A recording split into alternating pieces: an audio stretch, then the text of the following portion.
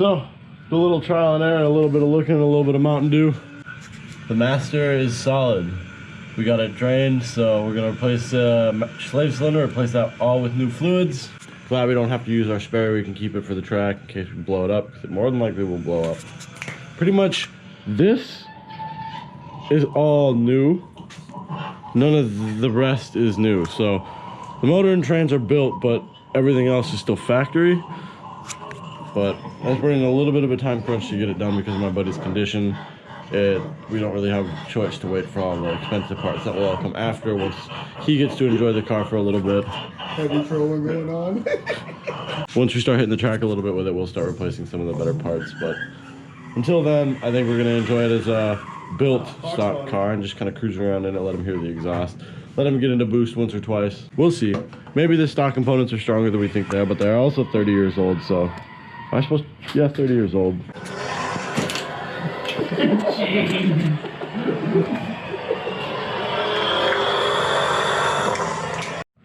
And lucky enough, I was digging through a box of parts and I found another OEM slave cylinder, so hopefully this one works. Otherwise, I can get them pretty easily through drift motion. That along with the master cylinder, but funny enough, right next to this, I found another master too, so worst comes to worst, I suppose I can always use the other master cylinder, but getting the old slave out is going to be a challenge in and of itself. So we're going to work on that for a little bit and come back once we're done with that. Get the new one installed, get it pushed in, and just push the clutch in and out a couple times to make sure we have clutch and everything is good. Because if we don't have clutch, then we pretty much have to stop and pull the trans back out. So we're hoping we've got clutch. And this will kind of give me a definitive answer of whether yes or no, because that one down there is completely shot. Boot's gone, pin's frozen, like it's done for. Plus, I want to put new fluid in anyway. If it's going to come off, it's going to get replaced. Always. There it is, installed. Scratching things off the list. Trans harness we need to check that. Fuel pump check and trans mounts and torque those. So I have trans mounts at my buddy's house that I can go get and replace with the ones that are in there. And then I'll also be picking up another bag of bolts from him. Apparently he has the other end of the drive shaft, so we'll go there and pick those up. And then we can finally get the drivetrain all checked out. And the only thing else that needs to be set up is maybe some coolers if need be. Maybe some coolers if we need to, but other than that, we're moving right along. All right, so I think we're gonna skip ahead a little bit and start working on this turbo. So we need to get the cooling lines and the oiling lines out, and then just the dipstick has this little bracket right here that we can just kind of pop off. And then most of the bolts are already loose from my buddy Chris working on it, so it should come right off. I already got the hot side of the exhaust off, so it's literally like one bolt left down here, 2 bolts left down here, and then the oiling lines and the cooling lines, and then whatever vacuum is running, like the wastegate or anything. So should be pretty easy. We'll get it off soon, so we can swap it out with the new one. And just to recap, the new one, it's a brand new rebuilt turbo. It was bored out by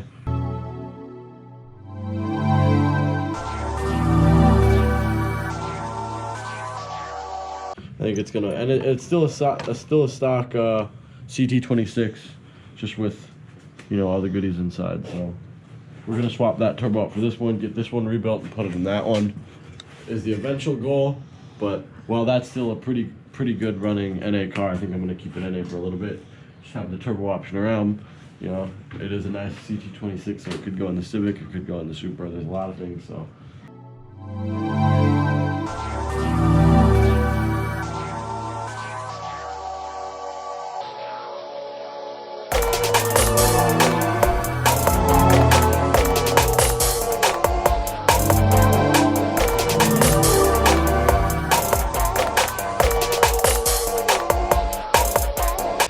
Well, we got it. Right as Miles returns. Yeah.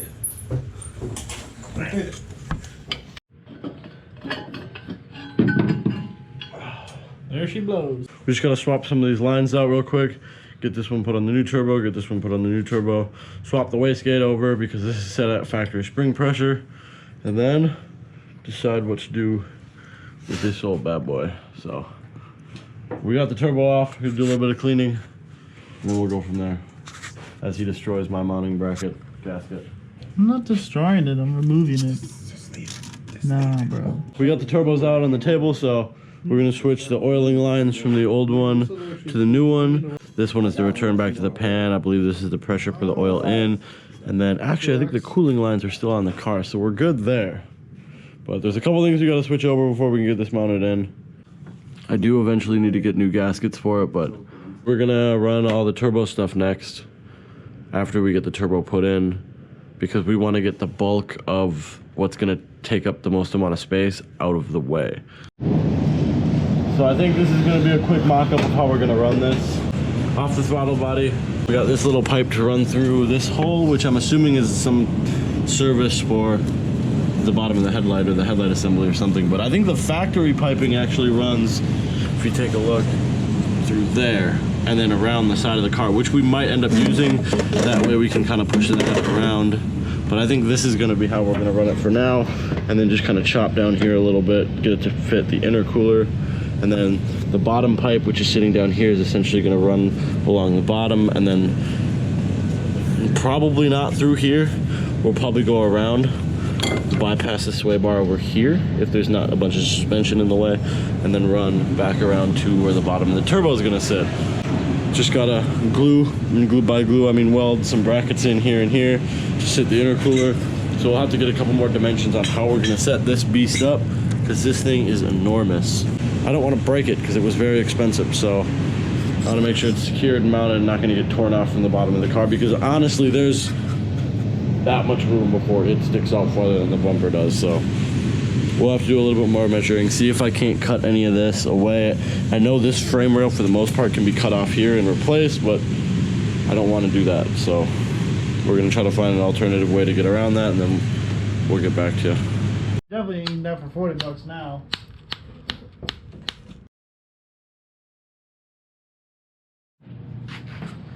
So, as you can kind of tell, it's a little bit of a hangout day. I need to order up some parts for the Supra. So I think for the next couple of days we'll chill on it, because this is what we got going on. So, I got the CT26 turbo gasket set. This is just some motor mount nuts so I have the right sizes. I need a blow-off adapter pipe for setting up the turbo piping. Then I got this blow-off valve, and 81 bucks. And I'm not paying for any kind of overnight shipping, so I got about 2-3 days to chill. So with all that being said, I'm gonna get back to working on some little things. A couple time lapses for you guys today. I need to go find some bolts, which is gonna be really boring.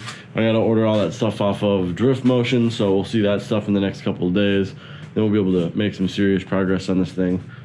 Can't really do anything without the blow-off valve or the turbo gaskets at this point, since we've basically finished the drivetrain. It's literally just this half that goes in, but I don't want to take apart this drive axle because I would like to keep that one as a spare to get this one in, because it is going to eventually hit the track, but we need to get it to that point first. And seeing as the current situation being he just wants to drive his car, we're going to use all the original stock parts, because, you know, in his condition he's not going to be drifting or getting too much into boost, so it should all hold up just fine.